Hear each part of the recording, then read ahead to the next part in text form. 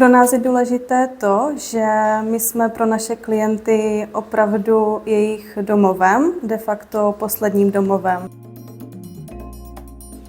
Náš domov je určen pro seniory starší 65 let, kteří onemocněli některým typem stařecké demence a z důvodu tohoto onemocnění nejsou schopni se sami o sebe postarat, případně ani s využitím terénních sociálních služeb.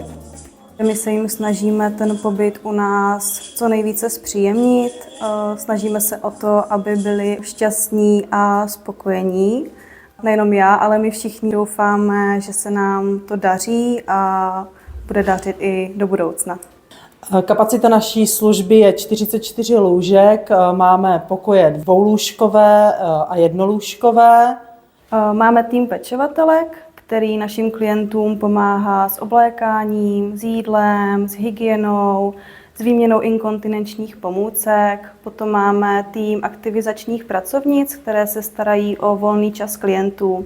Máme spoustu aktivit od pečení přes cvičení až po vystoupení dětí ze škol a školek. A samozřejmě ve dne v noci je přítomný v domově i zdravotnický personál, konkrétně teda zdravotní sestřičky. Dále k nám do domova pravidelně dochází dobrovolníci, zdravotní klauni, kanisterapeutka. Mimo to k nám dochází taky pedikér, praktická lékařka, psycholožka, psychiatr. Součástí domova je i velká zahrada, kde máme i jezírko s rybičkama, takže když je hezké počasí, tak se ten čas s klienty tráví hodně i venku.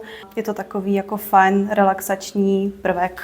Víme, že péče o seniora s demencí může být velice náročná, proto pokud nezvládáte tuto péči ve svém rodinném kruhu, případně za využití jiných sociálních služeb, tak se na nás neváhejte obrátit. I v případě naplněné kapacity vás určitě dokážeme nasměrovat, poradit a pomoci.